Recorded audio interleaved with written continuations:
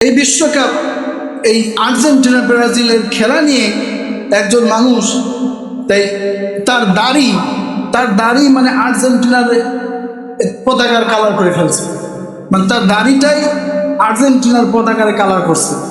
কি ভালোবাসা, কি মহাব্বত সে দেখাইছে। আরেক ব্যক্তিকে দেখলাম, গরিব মানুষ, ভ্যান চালা খায়, 50,000 টাকা ঋণ করে সে এই ভ্যানকে আর্জেন্টিনার পতাকার রং করছে। তার স্ত্রী তাকে এই রং তোলার ব্যাপারে নিষেধ করেছে, স্ত্রীকে মারধর করছে, স্ত্রীকে আঘাত করছে, সেই ভ্যানটাকে আর্জেন্টিনার পতাকা দিয়ে সাজাইছে। মুসলমান ভাইরা, এমনও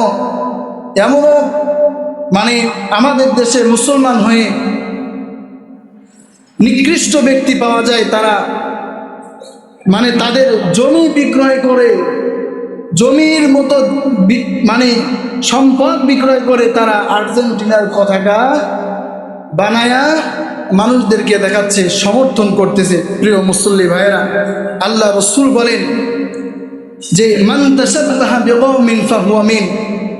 রাসূলুল্লাহ বলেন, যে ব্যক্তি যাকে ভালোবাসলো, মহব্বত করলো, যার অনুসরণ করলো, কিয়ামতের দিন আল্লাহ তাআলা তার সাথেই তার হাসর নাসরটা করাবে, তার সাথে তার কিয়ামতের বসবাসটা আল্লাহ তাআলা করাবেন।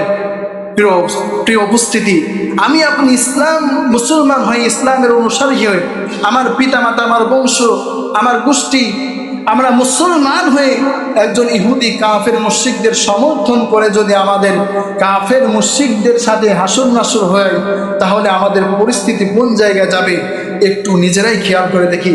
আরো রাসূলুল্লাহর ব্যাপারে আল্লাহ রাব্বুল আলামিন কুরআনুল কারীমের মধ্যে আল্লাহ রাব্বুল আলামিন বলছেন, কুল ইন কুনতুম তুহিব্বুনাল্লাহা ফাত্তাবিউনি ইউহিব্বুকুমুল্লাহু ওয়া ইয়াগফির লাকুম যুনুবাকুম ওয়াল্লাহু গফুরুর রহিম। আল্লাহ রাব্বুল আলামিন বলছেন, হে নবী, আপনি গোটা পৃথিবীর মানুষদেরকে জানায় দেন, আপনি আপনার উম্মতদেরকে, মুসলমানদেরকে, মানুষদেরকে জানায় দেন, যদি আমি আল্লাহর ভালোবাসা চাই, যদি আমি আল্লাহর মহব্বত চাই, তাহলে আপনি নবীকে তারা যেন অনুসরণ করে। আমার ভাইয়েরা, আল্লাহ রসুলের জন্য, রসুলের যেহেতু সুন্নাহ হলো, আদর্শ হলো মুখের মধ্যে দাড়ি রাখা, সেই দাড়িটা আল্লাহ রসুলের জন্য রাখতে হবে। ওই মেসির জন্য, আর্জেন্টিনার জন্য তার দাড়িটা পর্যন্ত কালার করে ফেলেছে। আমার বন্ধুরে, আমার মাথার চুলটা হয়েছে, এটাও আল্লাহ তাআলার বরকত। আল্লাহ তাআলা এই চুল গজাইছেন। এই চুলকে কোন কাফের মুশরিক, কোন কাফের অনুসরণ করে, মহব্বত করে, ভালোবেসে তার মতো চুল রাখা যাবে না।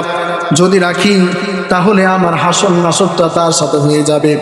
তাহলে আল্লাহর মহব্বত যদি পাই, আল্লাহর মহব্বত যদি পাইতে চাই, তাহলে রসুলকে ভালোবাসতে হবে, রসুলের আদর্শকে আমি আপনাকে মানতে হবে। আল্লাহ রাব্বুল আলামিন বলছেন, হে নবী, আপনি কি যদি তারা অনুসরণ করে, মানুষ আপনার উম্মতিরা যদি আপনাকে ভালোবাসতে পারে, আপনার অনুসরণ যদি করে দুনিয়া থেকে তারা কবরে আসতে পারে, তাহলে আমি আল্লাহ রাব্বুল আলামিন তাদের জন্য 2টা পুরস্কার রেখে দিলাম। কয়টা? 2টা। 1 নম্বরে আল্লাহ বলছেন, ইউহিব্বুকুমুল্লাহু ওয়া ইয়াগফির লাকুম যুনুবাকুম। হে নবী, আপনার উম্মতেরা এবং মানুষেরা যদি আপনাকে ভালোবাসতে পারে, আপনার যদি মহব্বত করতে পারে, আপনার যদি ইত্তেবা অনুসরণ করতে পারে, নবী গো, আমি জানাই দিলাম, আমি আল্লাহ তাআলা আপনার সেই উম্মতকে ভালোবাসবো।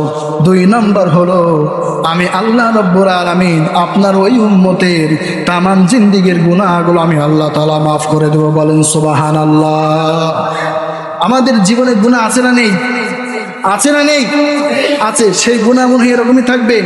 আমার ভাইরা, মানুষ যখন, এটা তো বাস্তব, আমরা দেখে আসতেছি আমাদের পিতা মাতা, আমাদের দাদা দাদি আমাদের থেকে চলে যাচ্ছে, যখন মুরব্বী হয়ে যায় তারাই তো আমাদেরকে বলে যে হ্যাঁ, আমাদের যখন বয়স ছিল তখন আমরা কত কিছু করেছি, এখন ইচ্ছা থাকলেও করতে পারতেছি না। আমার মুসলমান ভাইরা, এখন সময় আছে, সুস্থ আছেন, ভালো আছেন, আল্লাহর ইবাদত বন্দিগিটা করে যাইতে হবে। তাছাড়া কিন্তু সময় যখন ফুরায় যাবে তখন কিন্তু আর কোনো কাজে আসবে না। মুসলমান ভাইরা বসেন।